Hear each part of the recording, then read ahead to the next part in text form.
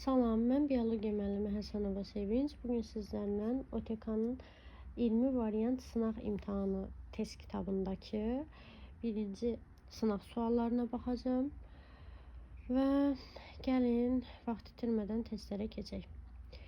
Birinci sualda deyir ki, insanın gövdə skeletinə aid olan sümükləri müəyyən edin. İnsanın skeleti 3 hissəyə ayrılır. Kəllənin, gövdənin və ətrafların skeleti. Gövdənin skeletinə də onurğa sütunu və döş qəfəsi aiddir. Birinci kürək sümükləri yuxarı ətrafın qurşaq hissəsinə aiddir deyən çıxırıq. İkinci fəqərələr bəli, gövdə hissəsinə aiddir. Körpücük sümükləri yuxarı ətrafın qurşaq hissəsinə aiddir. Qabırğalar və döş sümüyü isə döş qəfəsinin tərkibinə daxildir. Döş qəfəsi də gövdə skeletinə aid olunur. Ona görə cavab 2, 4, 5 D variantı. İkinci sual. Əgər insanın enə zolaqlı əzələ hüceyrəsində 6 nüvə olarsa, onda bu hüceyrədə neçə autosom xromosom olar? Biz bilirik ki, enə zolaqlı əzələ hüceyrəsi o hüceyrələrdəndir ki, onun bir hüceyrəsində bir neçə nüvə ola bilir. Yəni çox nüvəli hüceyrələrə aid edilir. Bir insan hüceyrəsinin nüvəsində də 46 xromosom olur.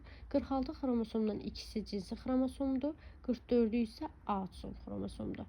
Deməli, biz cəmi atom xromosomun sayını tapmaq üçün 44-ü vururuq 6-ya. Cavab eləyir 264 C variantı. Üçüncü sual. Bədən boşluğu və bu boşluqlarda yerləşən orqanların adları verilib. Nəfəs borusu və timus döş boşluğunda yerləşir. Epifiz və hipofiz kəllə boşluğunda yerləşir. Dalaq və apendiks isə qarın boşluğunda yerləşir. Cavab eləyir B variantı. Dördüncü sual. İnsanın əsas bədən boşluqlarını ölçülərinə görə böyükdən kiçiyə doğru göstərin. Ən böyüyü qarın boşluğudur, sonra döş boşluğu, sonra isə çanaq boşluğu gəlir. Bəzən uşaqlar döş boşluğu ilə qarın boşluğunun yerini səhv salırlar. Deyirlər ki, döş boşluğunun həcmi böyüyüb kiçilə bilir nəfəs aldıqca. Amma bunu fikirləşəndə bir şeydə nəzərə alın ki, hamilə qadının qarnı lap çox böyüyə bilir həcmcə. Hətta belə fikirləşin, döş boşluğumuzda 2 dənə ağciyər var, bir dənə ürək, bir dənə qida borusu, nəfəs borusu.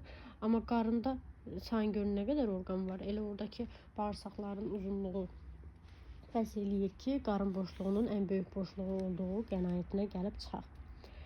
5-ci sual. Hansı əlamətin olması insanın məməlilər sinifinə aid olduğunu sübut edən dəlillərdən deyil? D variantı dəridə vəzlər. Çünki dəridə vəzlər burada göstərmir hansı vəzlərdir. Süd vəzləri desəydi deyərdik hə. Süd vəzləri yalnız insanda olur. Amma nəzərə alın ki, suda qurda yaşayanlarda da dəridə çoxlu vəzlər var idi. Seri ifraz edən vəzlər və yaxud da ki, quşlarda büzdün vəzi var idi. Bu, insanın məməlilər sinifinə aid olduğunu sübut edən dəlillərdən deyil. Məməlilərdə yalnız süd vəzləri, tər, qoxu, piy, bu adda vəzlər olur. Sonra keçirik 6-cı suala.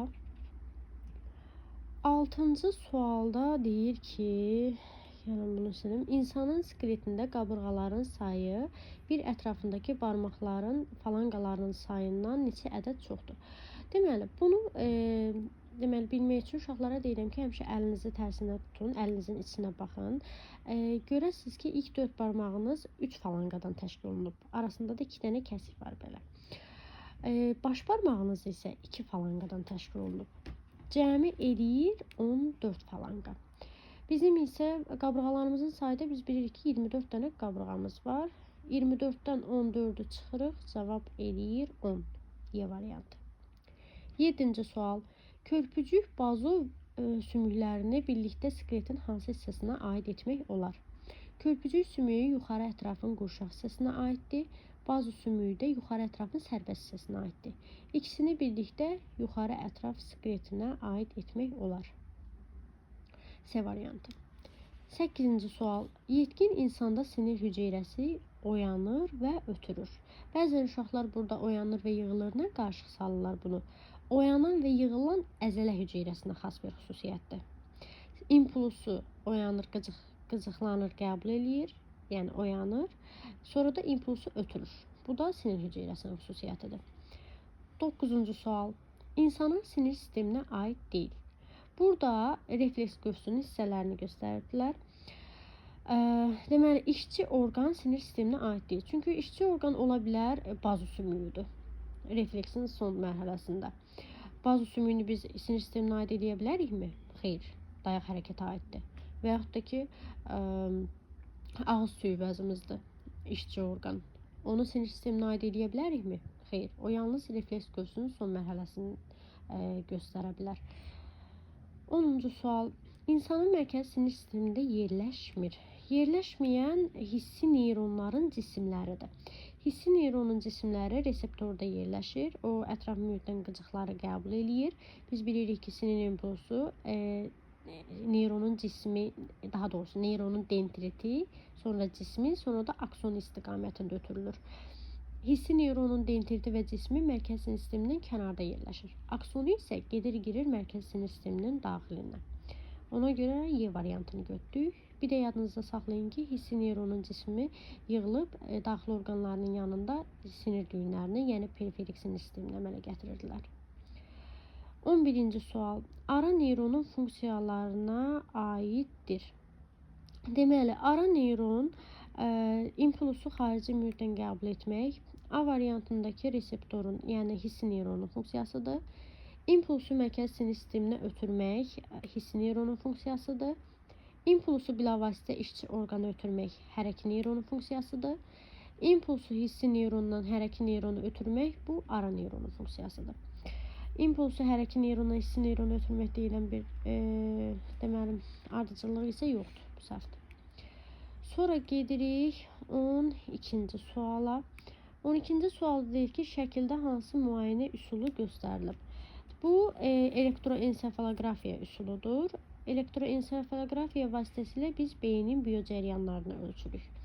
Ona görə cavab eləyir A variantı. 13-cü sual. 13-də deyir ki, antropogenezin hərəkət verici qüvvələrini müəyyən edin. Hərəkət verici qüvvələri biz iki hissəyə ayırırdıq. Bioloji və sosial hissələr. Bioloji hissəyə, üzr istəyirəm, buradan çıxdı.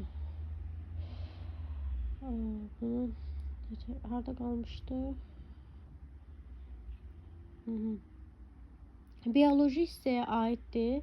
İrsi dəyişkənlik, yaşamaq uğrunda mübarizə və təbii seçmə. Sosiala isə əmək, ictimai həyat tərzi, nitq və şuura aiddir. Cavab edir A variantı. 14-cü sual. Orqanoidlər birləşərək bilavasitə əmələ gətirirlər hüceyrəni. Məsələn, mitoxondri, nüvə, xloroplastlar və s. Bunlar hamısı nəyin tərkibində idilər? Nəyə əmələ gətirirdilər? Hüceyrənin. Ona görə cavab eləyir B variantı. Sonra gəldik 15-ci sual. Hansı ifadə doğru deyil deyir? Qarışıq sinir bəli ola bilər. Qarışıq neyron isə ola bilməz.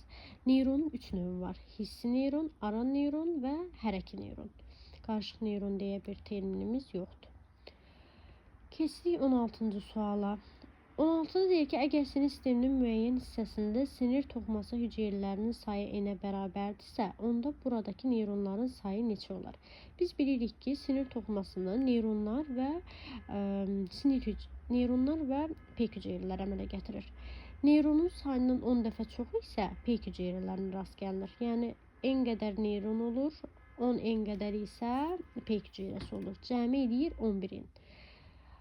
Buradakı neyronların sayını tapmaq üçün n-i 11-ə bölərik. Cavab oldu C variantı. 17-ci sual. Deyir ki, Eyler-Venn diaqramına uyğun bəndləri müəyyən edin. Skelet əzələsinə aiddir. Skelet əzələsi iradidir. Qeyri-iradi də ürək əzələsi, enlə zolaqlıdır hər ikisi, sümüyə birləşir skelet əzələsi, lifləri bir-biri ilə ilişiklidir ürək əzələsi. Ona görə cavab eləyir 1, 4, 2, 5, 2-yə gedir, 3 də ortaya C variantı. 18-ci sual. Hansı elm sahəsi insan orqanizmini öyrənmir? Mikologiya. Mikologiya göbələkləri öyrənən bir elm sahəsidir. İnsanı yox. 19. Onurğa beynin daxilində hansı neyronların cisimləri yerləşə bilər? Yalnız neyronların hansı yerləşə bilər? Ara və hərəki neyron. Hissi neyronların cisimləri isə mərkəzi sinir sistemindən kənarda yerləşirdi. Yuxarıki sualda mən bunu qeyd elədim, dedim. Sonra gəldik 20-ci suala. 20-ci sualda deyir ki, yenə uyğunluğu müəyyən etməliyik. Deməli, Udlaq enli zolaqlı skelet əzələsinə aiddir. İşi iradidir. Özümüz tənzimləyə bilirik. A variantı 1-ə gedir. Dil enli zolaqlı skelet əzələsinə aiddir. Onu da idarə edə bilirik. Enli zolaqlı ürək əzələsinə yalnız ürəyə aiddir. Saya əzələ isə mədə və arteriya bu orqanların divarında olan əzələlərdir. Burada yazırıq D ilə Y. Deməli 1-ə A, B, 2-yə C, 3-ə isə D, Y. Cavab eləyir A variantı. Sonra getdik 21-ci suala. 21-ci sualda deyir ki, insanın onurğa beynindən neçə növ sinir çıxır? Bir növ sinir çıxır, o da qarışıq sinirdir. 22-ci sual. 22-də deyir ki, üç şöbəsi beyin şöbəsindən iridir, amma minus qoyub. Yəni əksidir. Beyin şöbəsi 3 şöbəsindən iridir. Onurğada əyriliklər var. Döş qəfəsinin yanlara doğru genişlənib, əldəki barmaq digər barmaqlarla birləşir. Bu insana xas bir xüsusiyyətdir. Bəzən burada şimpanze ilə qarışdırırlar. Amma bunu dəqiq bilin ki, yalnız insana aid bir xüsusiyyətlərdir bunlar. 23-cü sual. Sinir toxumasının müəyyən hissəsində 446 neyron varsa, onda bu hissədə cəmi neçə sinir toxuması hüceyrəsi olar? 446 neyron varsa, onun sayından 10 dəfə çox peyk hüceyrəsinə rast gəlinir. Yəni 446-nı 10-a vururuq, eləyir 4460. Toxumanın da sayını tapmaq üçün toxumadakı hüceyrələrin daha doğrusu peyk hüceyrə ilə neyronları toplayırıq. 446-nın üzərinə 4460 gəlirik. O da eləyir 4906 eləməlidir. 4906. Neyse. 24. Yalnız insan skeleti üçün xarakterik olan əlamətləri müəyyən edin. Əldəki baş barmağın çox hərəkətli olub digər barmaqlarla qarşılaşa bilməsi. Bu primatlar dəstəsinin digər nümayəndələrinə də aid oluna bilər. Ayaq tağının olması yalnız insana aiddir, bəli. Onurğa sütununda 4 əyriliyin olması yalnız insana aiddir. Arxa ətrafın bud, baldır, pəncə hissəsindən ibarət olması bu bir çox xordalılara xas xüsusiyyətdir. Sonra burada aşağıda var idi deyəsən. 25-də də deyir ki, borlu sümüklərdə sarı sümük iliyinin olması bu borlu sümüyü olan bir çox canlılara aiddir. Ona görə biz götürürük burada yalnız 2 ilə 3-ü. Cavab elədi 2-3. Keçdik 25-ci suala. İnsanın aşağı ətrafının sümüklərini aşağıdan yuxarıya doğru ardıcıllıqla göstərin. Aşağıda birinci ayaq pəncə sümüklərimiz olur. 2. Sonra yuxarıya doğru gəldikcə baldır gəlir. Sonra bud gəlir. Sonra da çanaq gəlir. 2, 1, 4, 3. Keçdik 26-cı suala. 26-cı sualda deyir ki, yuxarı ətrafın sərbəst hissəsinə aiddir. Deməli, biz bilirik ki, bazu sümüyü və said sümüyü yuxarı ətrafa aiddir. Döş sümüyü gövdə skeletinə aiddir. Kürək yuxarı ətrafın qurşaq hissəsinə aiddir. İncik aşağı ətrafın sərbəst hissəsinə aiddir. Əl pəncə sümükləri bəli yuxarı ətrafa aiddir. Cavab oldu 1, 2 və 6. 27-ci sual. Uyğunluğu müəyyən edin. Deməli, birinci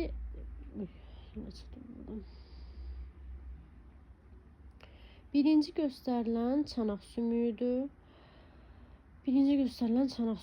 Çanaq sümüyü yassı sümüklərə aiddir. Elə birə burada da A-nı yazırıq. İkinci göstərilən bel fəqərəsidir. Bel fəqərəsi qarışıq sümüklərə aiddir. Qısa sümükdür bunlardan heç biri. Qurşaq skeletinə aiddir. Aşağı ətrafın qurşaq hissəsində çanaq sümüyü aiddir. Daha doğrusu D variantı deyə yazırıq burada. Nəyə kötü yazdım. Gövdə skeletinə də aiddir.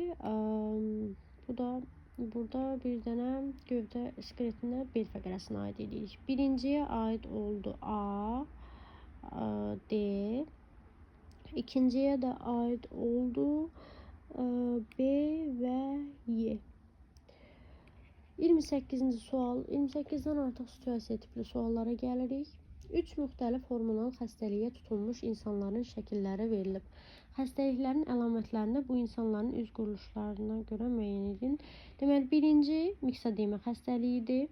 yazırsınız. Birinci xəstəliyin adı miksedemadır. Fəaliyyətin pozulması xəstəliyə səbəb olan vəzi. Miksedema qalxana bənzər vəzinin hipofunksiyası zamanı əmələ gələn bir xəstəlikdir. İkinci Bazidov xəstəliyidir. Bazidov qalxana bənzər vəzin hiperfunksiyası zamanı deməli ortaya çıxan bir xəstəlikdir. Üçüncü akromegaliya xəstəliyidir. Hipofiz vəzinin funksiyası pozulan zaman akromegaliya xəstəliyi əmələ gəlir. Buraya yazırsınız akromegaliya, burada yazırsınız hipofiz vəzi. İndi 29-cu sualda deyir ki, hansı şəkildə kəllə boşluğunda yerləşən vəzinin işinin pozulması nəticəsində yaranan xəstəlik təsvir olunubdur. Deməli, bunlardan qalxana bənzər vəzi bu hipofunksiyası nəticəsində, bu da hiperfunksiyası nəticəsində əmələ gəlir. Qalxana bənzər vəzi heç bir boşluqda yerləşmir, boyun nahiyəsindədir. Hipofiz vəzi isə Türkiyə hərbi çuxurunda, yəni kəllə boşluğunda yerləşir. Ona görə 29-cu cavabı eləyir 3. 30-cu sual. Fəaliyyətinin pozulması ikinci şəkildəki xəstəliyin meydana çıxmasına səbəb olan vəzinin ifraz etdiyi hormonların adını yazın. Deməli, ikinci xəstəlik qalxana bənzər vəzin hiperfunksiyası nəticəsində ortaya çıxır. Qalxana bənzər vəzində kitabda tireoksin, tireotrionin və trikalsitonin hormonlarının adı verilmişdir. Bu 3 dənə hormonun adını əzbərləyin, yadınızda saxlayın. Beləliklə bugünkü sınavımızın sonuna gəldik, çatdıq. Sağ olun.